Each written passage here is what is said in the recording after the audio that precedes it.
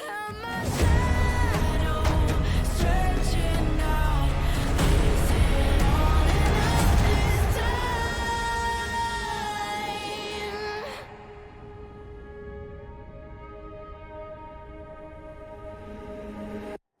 still here.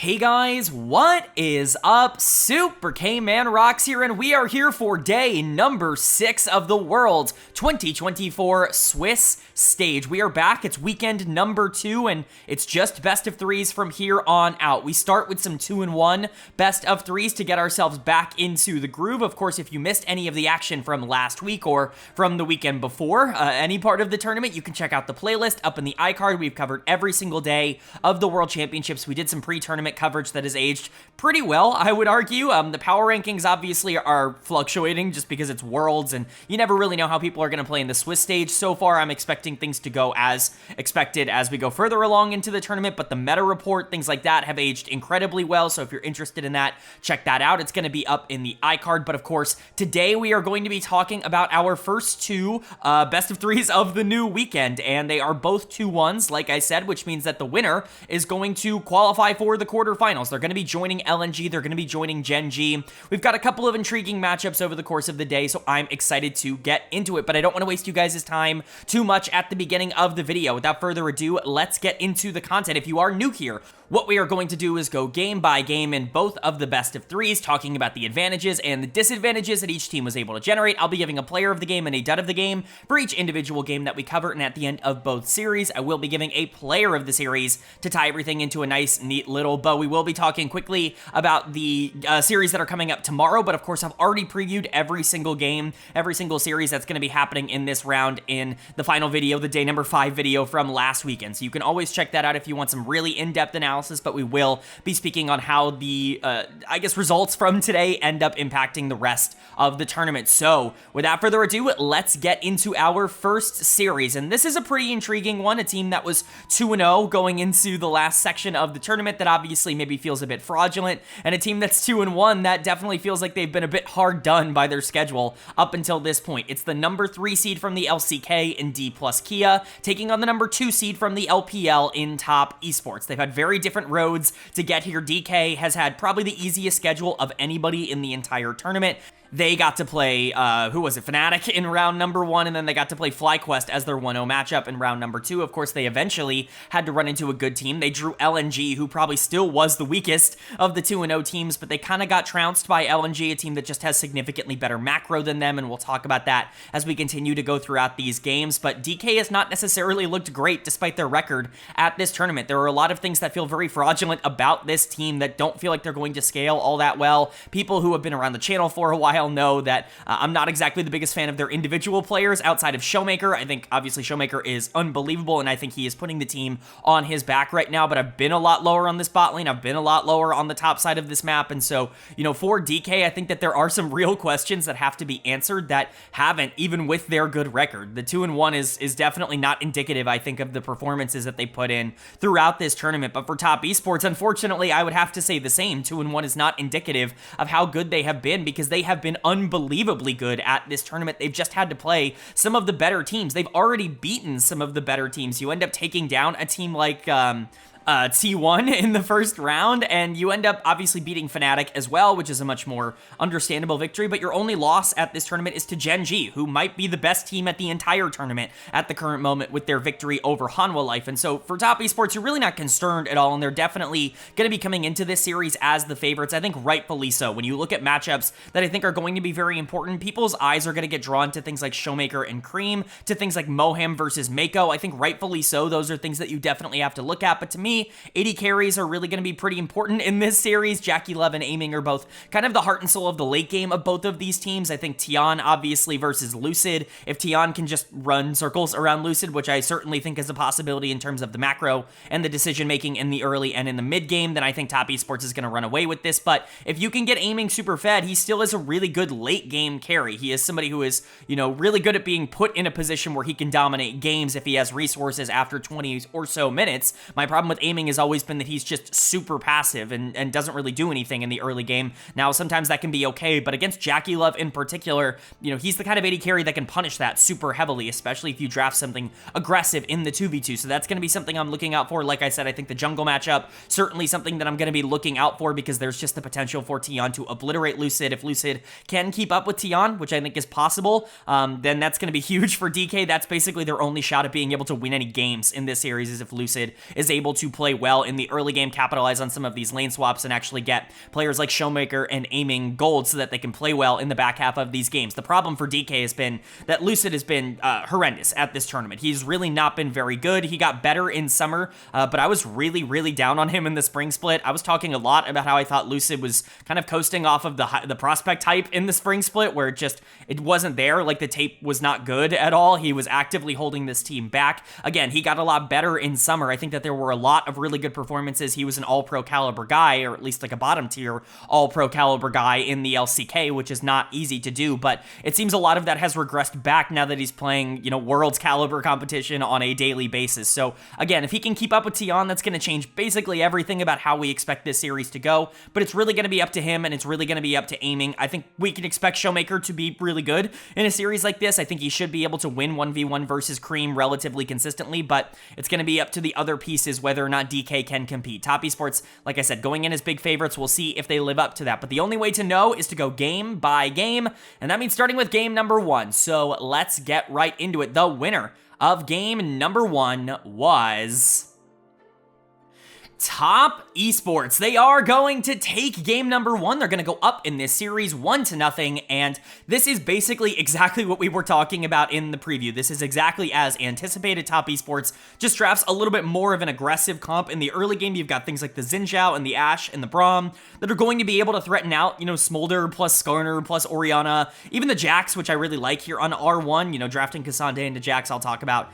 in a second. He just couldn't do anything. Like, he got lane swapped out of any sort of possibility of surviving in the early game. He was down in CS, and then all of a sudden, the lane is neutral, which is a disaster for the Jax. But overall, this was just a player gap, and most notably, this was a macro gap coming in from these two teams, a decision-making gap, if you will, because I'll talk about it for DK, but their decision-making, their macro, it's some of the worst at the entire tournament, including Western teams. I would say especially including Western teams. This team is just really bad at playing the map in the mid game, and I'll get into why I think that is. It plays into my dud of the game here, even if individually I don't think Moham's mechanics were all that bad, but player of the game is very obvious to me. It's got to go to Jackie Love. It can't really go to anybody else. This guy was sensationally good on the Ashe. He always is. He's always good on every champion. I mean, every single year, I put Jackie Love really high in my player rankings, and every single year I get a ton of comments like, oh, you're overrating Jackie Love, putting him above, I don't know, Viper or Gala. Like, you're crazy. He is obviously not better than either of those two players, and then every single year when he gets the opportunity to show up, he absolutely does. This guy is just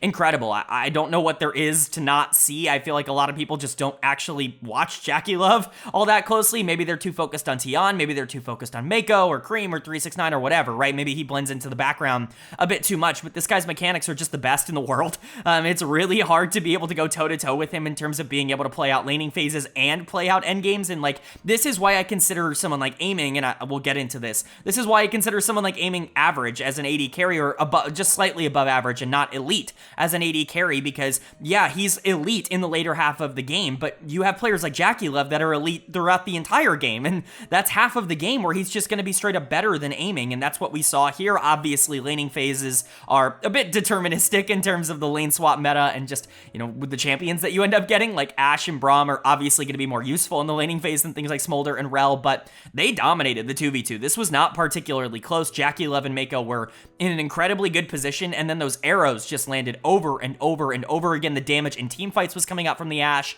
It was all just perfect. Like, Jackie Love was just incredible. He was the primary carry and the primary option for top esports, and he kind of has been throughout this entire tournament so far. I'm not surprised. I see a lot of people talking about how they're shocked that this team is so consistently playing for bot lane. They could always do this. I mean, Mako was somebody that really dominated 2v2s in his prime, and so I'm really not shocked to see top esports play into this lane swap meta and try to get their bot laners into a good spot, but I do want to give a lot of credit to Tion as well. Really great pathing from him. I mean, just completely outplayed Lucid in terms of being aggressive in the early game. If you're going to pick something like Xin Zhao, which I believe this was the first Xin Zhao of the tournament, correct me if I'm wrong, but certainly was the first of the main stage. If you're going to pick something like Xin, you have to be able to, make that dive work in the early game. Picking up 2 kills early in the bot lane, even though you traded a death for it, was certainly a big positive, but just generally the tempo from Tion was huge in this game at being able to establish a big gold lead for top esports so they could start skirmishing in the mid game. 369 and Cream were fine overall. I hate K'Sante into Jax.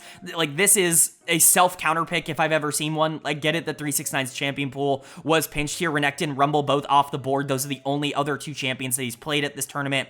I don't know if that means that he just doesn't have anything else. Like, maybe you ban out all 3 and just, hope and pray on blue side that you get Yone or Aurora and you make that trade or something like that, because it just seems like 369 doesn't have a lot else that he feels comfortable on at the current moment. Obviously, we know that's not true. We know he can play more champions, but I don't know why you would ever opt into this matchup. It ended up working out for him because the Jax was completely taken out of the game, but this is miserable for the K'Sante. I just want to reiterate that. That's a huge mistake for top esports that they just were not punished for, but at the end of the day, like, they weren't punished for it. They get Aurora on B1. Aurora continues to be fine. Like, the damage is super high, but it's like super slow and it's all in the late game. Very weird champ in terms of how she ends up interacting, but if you have things like Ashe to follow up, it's all great. But the bot gap in this game was pretty ginormous, and jungle gap was also very big for top esports. For DK on the other side, I don't want this to be like a tangent or anything, but Moham is going to get dud of the game, and a lot of it is just what we're learning about Dplus KIA. I think people tend to forget, and I tweeted this out, I think people tend to forget that this was not the Dplus KIA that we had for a majority of the year. Not just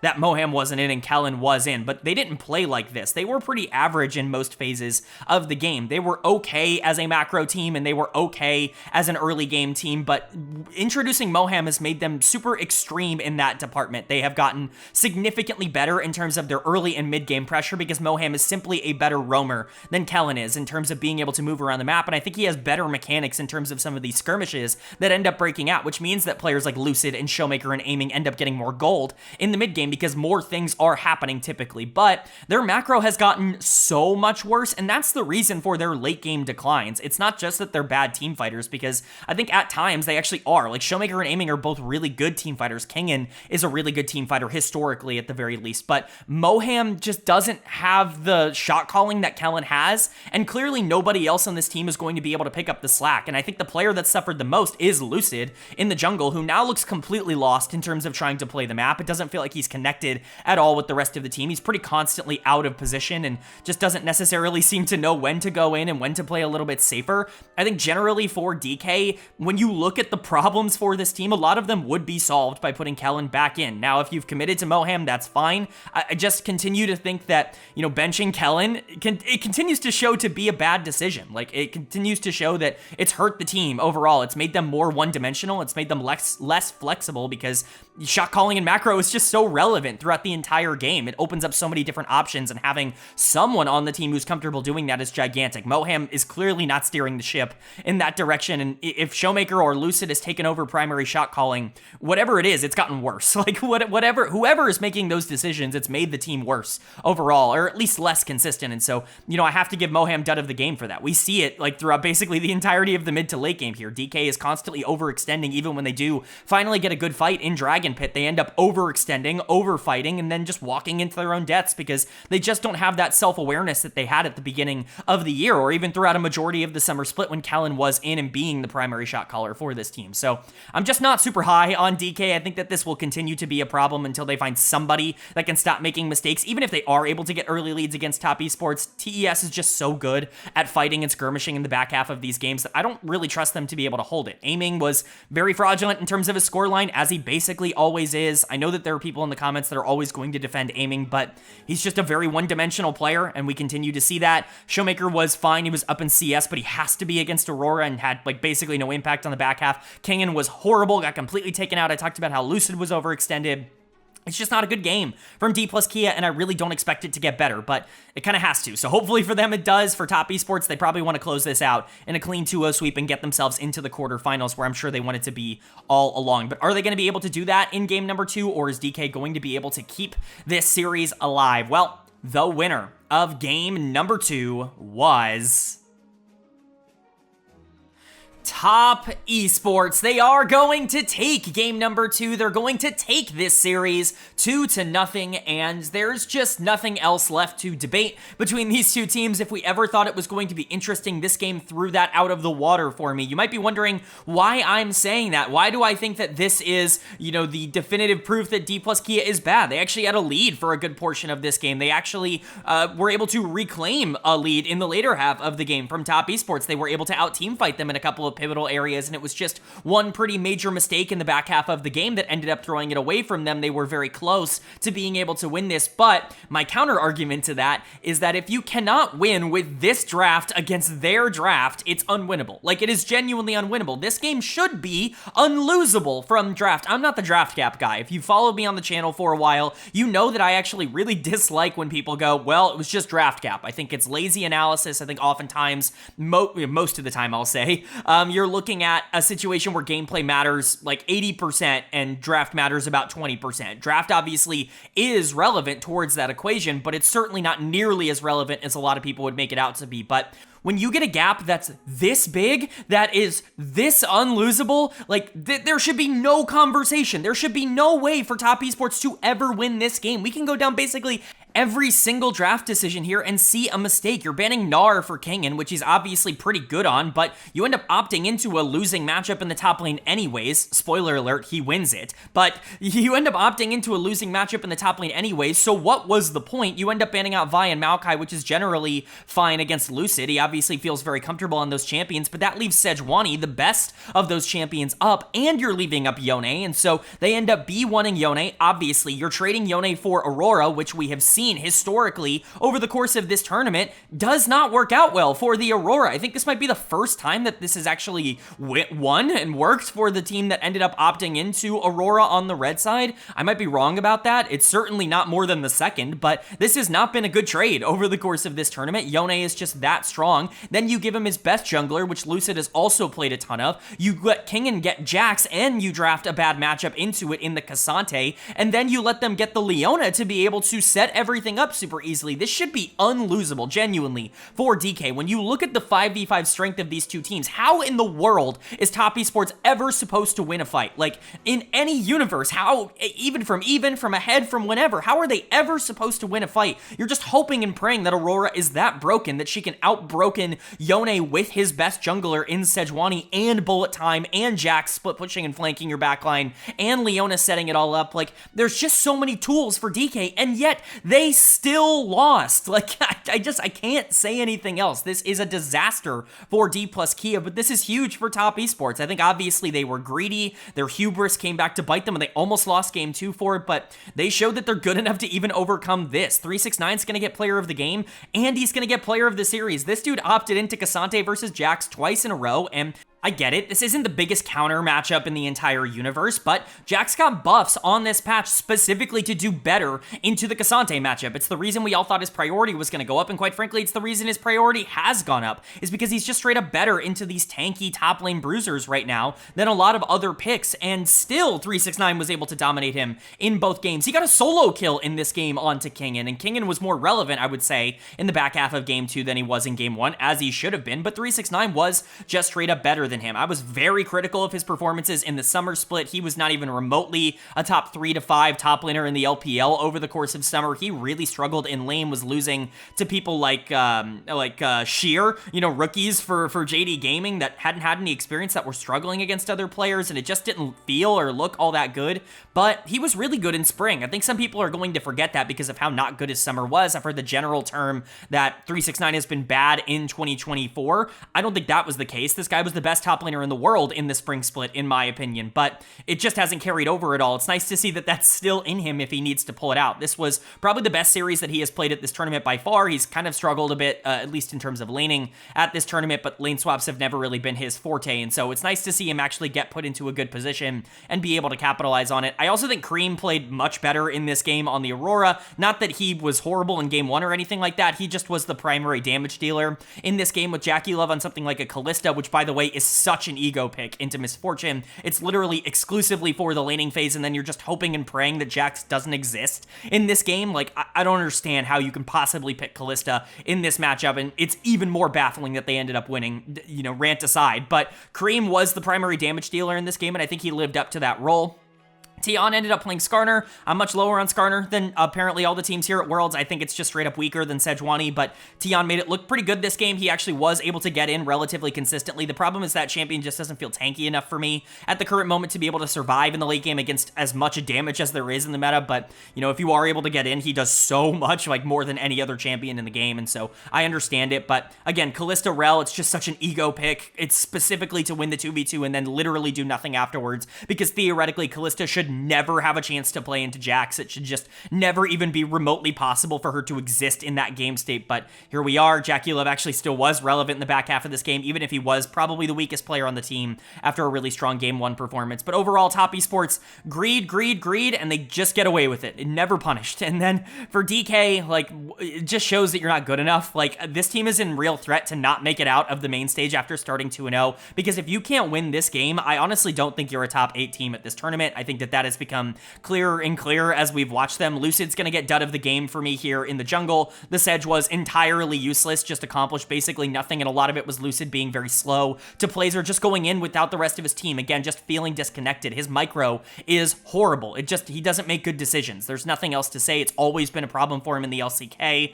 It's clearly a problem for him here as well. He's a bad decision maker in the split-second moments. Kengan gets solo killed by a Cassante because he just refuses to go back and buy items. Complete greed, complete ego, punished for the rest of the game, even if he was relevant. Aiming was the one who was carrying them across the finish line and then literally makes the game-losing play by AFK walking up in the mid lane and just dying. Like, I have no clue what could possibly have been going through his mind. I want to criticize him heavily, and I'm sure people are like, oh, he's going to go in on Aiming, but he was the reason they were winning in the first place. I was going to be super like, oh, you know, Aiming with a really good game here, and then he just completely throws it away with a completely brainless move. Showmaker was good this game, and Moham was unkillable at the beginning, but ended up being Leona in the back half, which is to say, not really all that relevant. And so for DK, like, again, there's just nothing else I can say that I haven't already said. Losing this game is as disastrous as it gets, and honestly, I think they're more likely to miss quarterfinals than they are to make it at this point, and that's just, I mean, depending on the draw, obviously, but there's not a lot of easy teams left for them to face, and for Top Esports on the other side,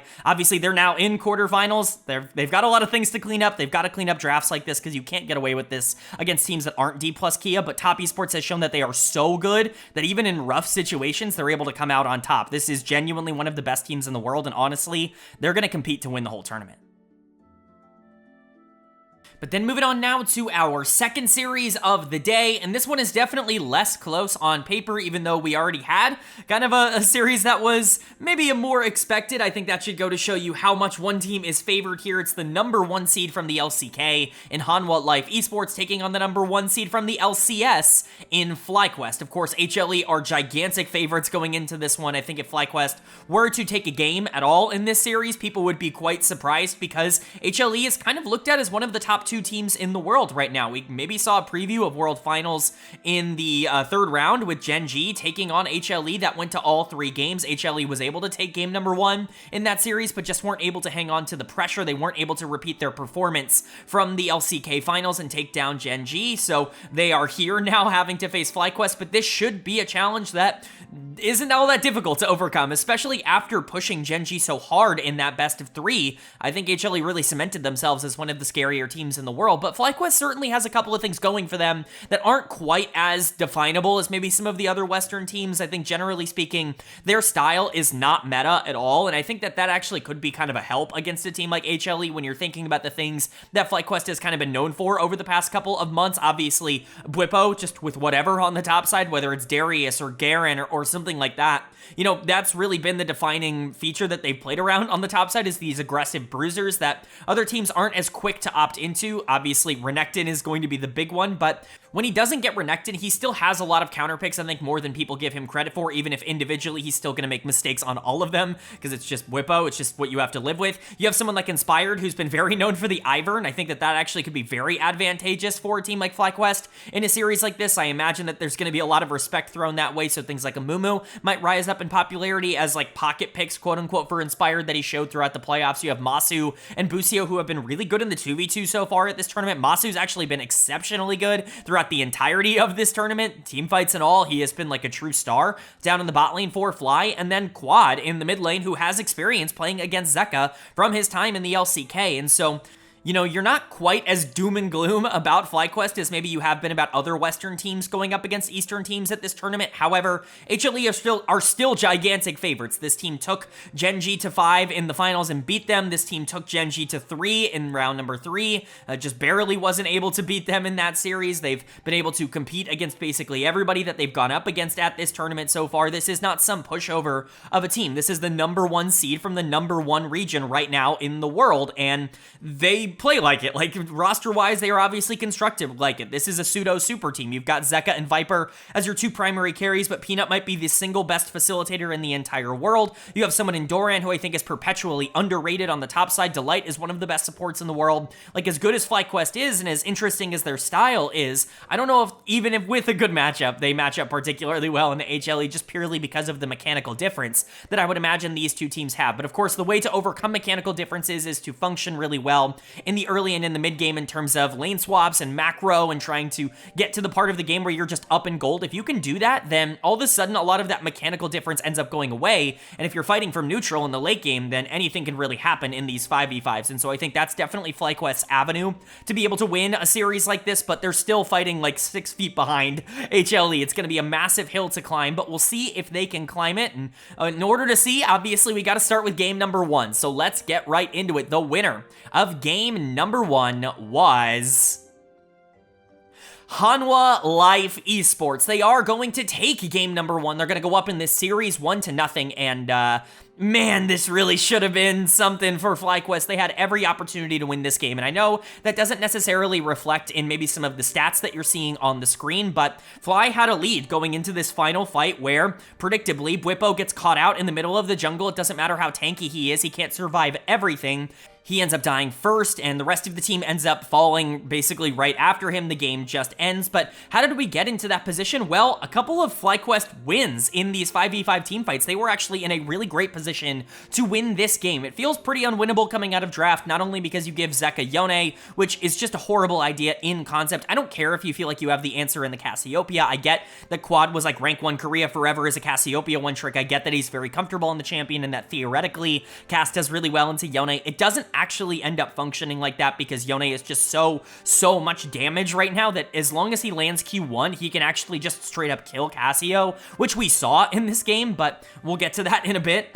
You know, if in draft you have like Peanut on Sejuani, one of his better champions. You have Doran on Jax, one of his better champions. You have Viper on something that can hyper carry in the late game in the Kaisa. We will get to that, but if FlyQuest go for comfort, like they were hyping up this like, oh, we've got some secret techs coming out of our scrim drafts that we've hidden from the Eastern teams, and they end up just pulling out all of their most comfortable picks, basically, with the Urgot, the Amumu, the Cassiopeia, even things like the Renata down in the bot lane, very comfortable for Busio, and so not exactly the surprising draft that I think we were looking for, but obviously, this was still effective. I'm not the biggest fan of drafts like this, but if you're going to be so comfortable that you can win these fights even when going up against a team like HLE, even when you're down in gold from the early and in the mid game, that's pretty ginormous. The early mid game was not looking good for FlyQuest. It looked like this was going to be a pretty quick 20-25 minute win for Hanwha Life, but they just couldn't win any 5v5 team fights. You have this split push comp with Jackson and Yone that really want to be trying to pull FlyQuest apart, and they were opting into a lot of these coordinated 5v5s where things like Amumu and Cassio and Renata can now really start to thrive, and it's really difficult for any of those melee carries to jump onto the backline and actually disrupt things like the Callista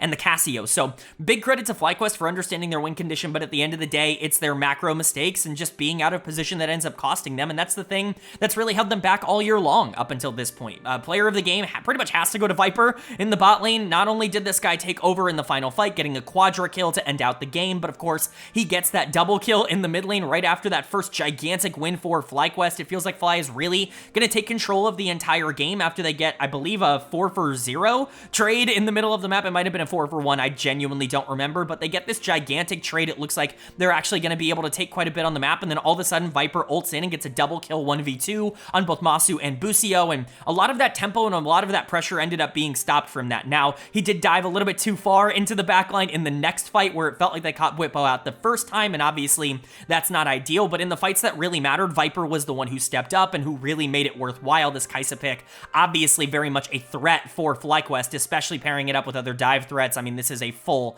dive comp, and Viper very much had that mentality going into this game, but I do want to give a lot of credit to Peanut as well. I know his scoreline doesn't look great, but he was the controller of the early game. His early game was about as terrific as you can possibly get on the Sejuani. This is why I like this pick so much more than other teams are prioritizing it. It's why I like it more than Skarner, because the early game is just so consistent. The range of engage that you have and the ability to set up your laners, especially in a lane swap meta, it's just pretty much unmatched right now by any other jungler, and she's still really good in the back half of games, especially if you're going to be absorbing, you know, Urgot ultimate or something like that. It makes it a lot easier for the rest of your team to be able to actively play the way that you want. I think Peanut did play well this game, a little bit less useful in the back half, but was so good in the beginning that I definitely wanted to shout him out. Doran was really good on the top side. Jax eventually got going and obviously was given a lot of resources in the early game. Peanut did a really good job of making sure Doran was in a good spot. Zeka didn't quite take over on the Yone in the way that you would expect, but FlyQuest was very much focusing on that. We'll talk about that a bit later. And Delight obviously kind of in a similar position, but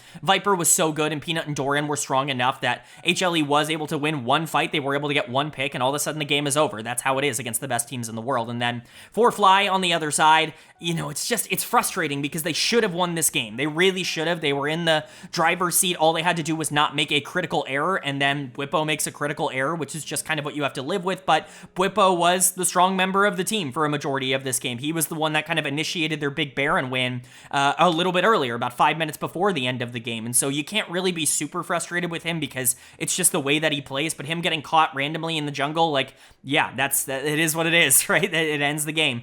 Quad's gonna get dud of the game for me. It didn't really feel like the Casio had the kind of impact they were looking for. It did pseudo shut down the Yone, but if you're drafting a champion purely to shut down another champion and not to make your team better, you're wasting a pick in draft, and that's kind of what the Casio was. There was damage this game. I'm certainly not going to try to deny that, but the laning phase was actually really rough for Quad. He didn't win at all in the 1v1, and now all of a sudden you're looking at a situation where you just have to hope and pray that you're hitting ultimates. I think when I looked at the breadth of FlyQuest in this game, Quad was the player that was the least relevant, although I think everybody was relevant at times. It was hard to pick a dud of the game in this one, but Masu was huge in these team fights. Busio's ultimates were gigantic, either, you know, actively catching people out in these, you know, big dive situations where they're all clumped up in the jungle, or forcing out like 4 or 5 flashes in some of these fights just to avoid the hostile takeover. It was pretty massive. Inspired was really good at trying to find these engage angles on a Mumu, and like I said, Bwipo was very useful, even if he was the one who got caught at the end of the game. Overall, for FlyQuest, you know, they had it in the palm of their hands. They were so close to being able to come out on top and get a victory in this one. They just weren't quite able to do it. You know, game number 2 is coming up, though. You're not out of it just yet. If you can keep that momentum up,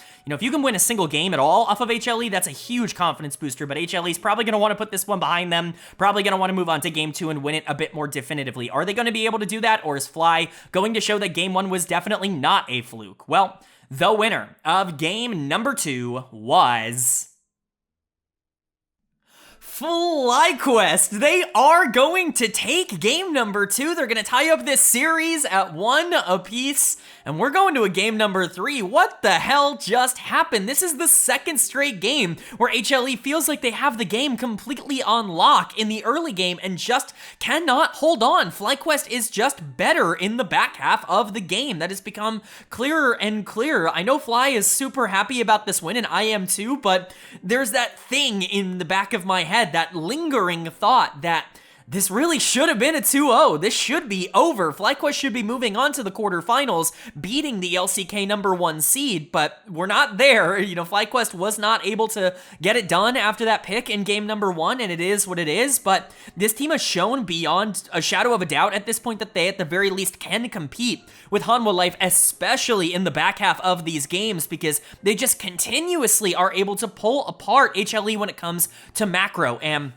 if you would have told me that at the beginning of this tournament, I would have laughed in your face, but truly, this is a macro diff. Like, this entire series has been a bit of a macro diff in favor of FlyQuest, which is just ginormous, especially after how they ended up losing across the last couple of losses they've had. When you look at the Dplus KIA series, their macro didn't look particularly good. It felt like they were finally getting exposed by a good team. They obviously got another really lucky draw last round, but it's not like they were dominant against PSG or anything like that. But you look at these games against HLE, and it's clear that they've really, fine-tuned some of the problems that they've had in the back half of these games. Obviously, people are going to look at the Nunu in the jungle. This is the first time, I think they said, since Season 7, which was, Arden Sensor meta. Very weird that Nunu would have been particularly prioritized in that meta, I guess, in terms of scaling, but very funny that Nunu comes out here. This is the secret sauce that FlyQuest, I guess, had been preaching about. Clearly, HLE did not expect this because there were multiple times that it didn't feel like HLE was all that familiar with how to play against a Nunu at all, like Doran obviously trying to teleport away,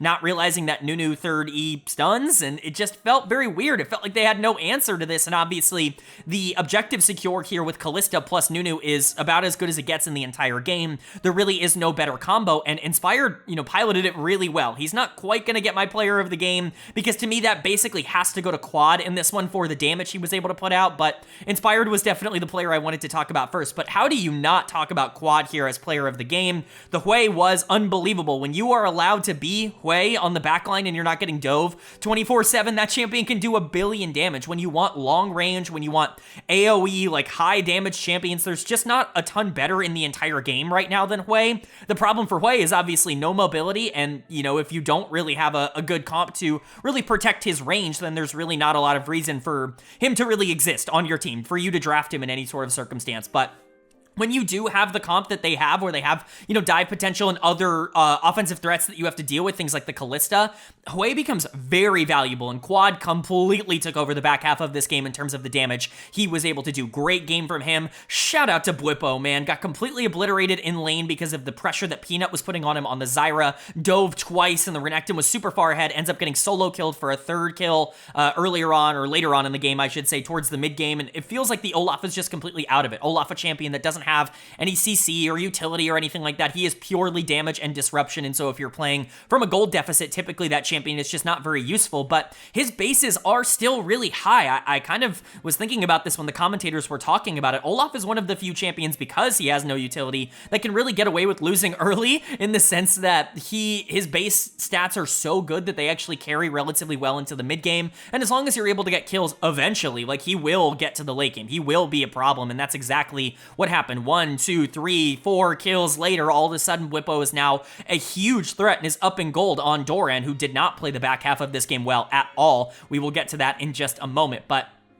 big credit to the top side of the map. They were excellent. Not that Masu and Busio weren't. They were also phenomenal. Masu's just so freaking good on Kalista. He's just so good. Like, full stop, end of story. That's the whole sentence. Masu is just an incredibly good player, but FlyQuest really showing up. This is not some sort of fluky victory. This is not them just overcoming, a good situation. Great draft. HLE threw it away. We'll talk about some of the mistakes that Hanwha Life are making, but FlyQuest still has to be able to capitalize on them, and at least for now, they're just outplaying HLE. For Hanwha Life, this is kind of a disastrous loss. I think the expectations going into this series were gigantic. They were astronomically high in terms of what we expected them to do against FlyQuest, the easiest team they could have possibly drawn in this 2-1 stage, but they're just not really living up to that right now. Doran is going to get my dud of the game. Like I said, really great early game, but a lot of that was facilitated by Peanut. He did get the solo kill on Bwipo, which is obviously great, but this Renekton was a problem in the back half, and not in a good way for Doran. He just was not useful in any way, shape, or form. He wasn't doing anything for the team. Like I said, it didn't feel like he knew how to play against the Nunu, and he was oftentimes just getting picked off first. He was basically just catching waves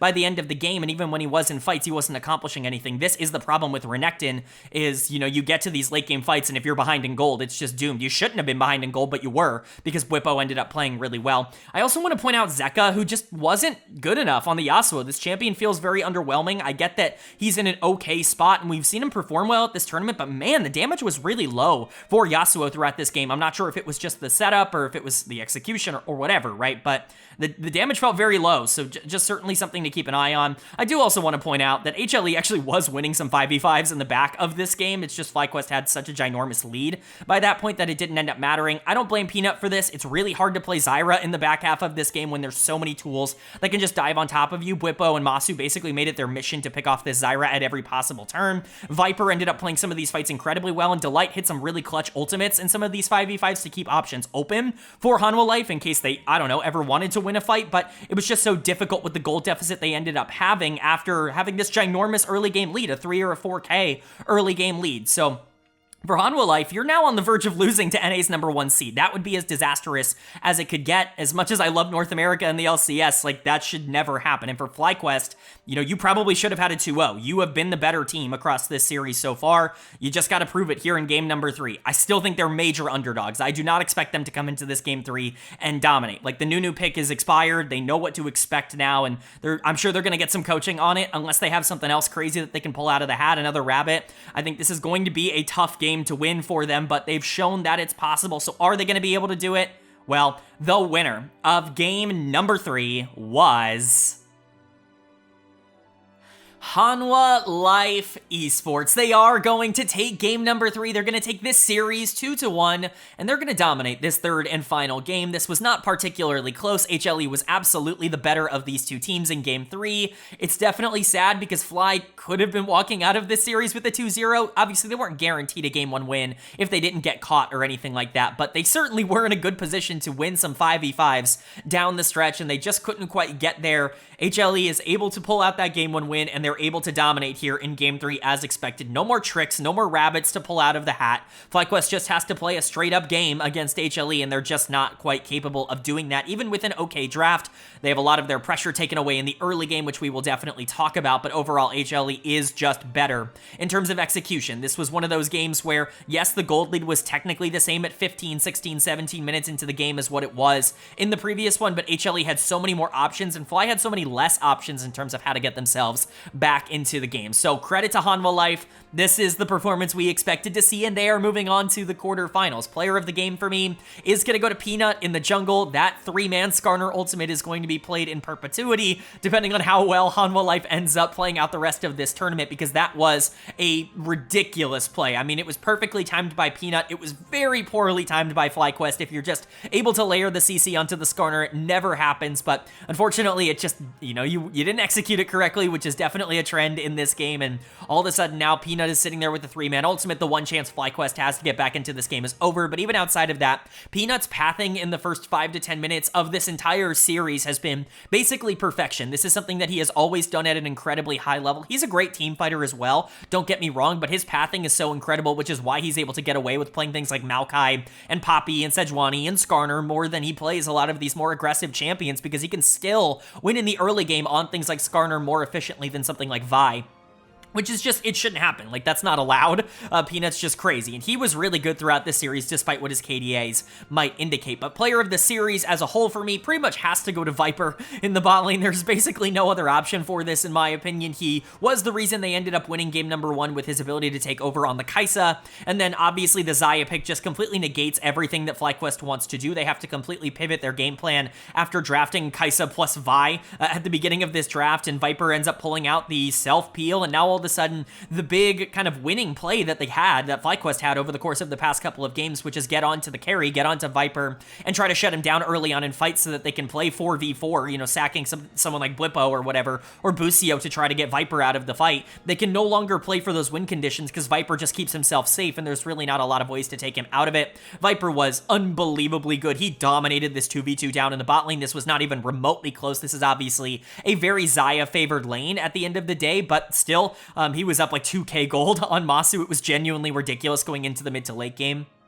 Viper just kind of showing off his excellence, I guess you could say, and this was a fantastic performance. I know I was hyping up someone like Jackie Love earlier, and I still think that they are very similar players. They were back-to-back on my top 20 players at Worlds list. I think that they are very, very close in terms of, like, talent, but both of them very much showing up and showing out here today. Doran was also much better here on the Gnar. Finally, a game where he doesn't just completely collapse after 20 minutes. This is nice to see. The blind pick Gnar ends up working out. Now the blind pick Sylas does get punished in draft with the Cassio pick. Obviously, he had to see this coming. Blind pick Sylas is the greediest thing you could possibly pick, especially in the final game of a series, but Zeka gets away with it. I don't think Zeka was particularly great today. I think he was generally fine overall, but, you know, he made a couple of mistakes. He also wasn't, like, driving the team forward. Overall, it's nice to see him win, and I'm glad to see that the two mid laners that were officially my first two channel darlings in Cream and Zeka both end up qualifying for the quarterfinals on the same day here. You know, 4 years ago, I was hyping both of these players up so much. It's really fun to see their careers kind of of move in the direction that they have so far, but Zeka obviously was along for the ride, and Delight was still really good on the Poppy. I think this is more of a takeaway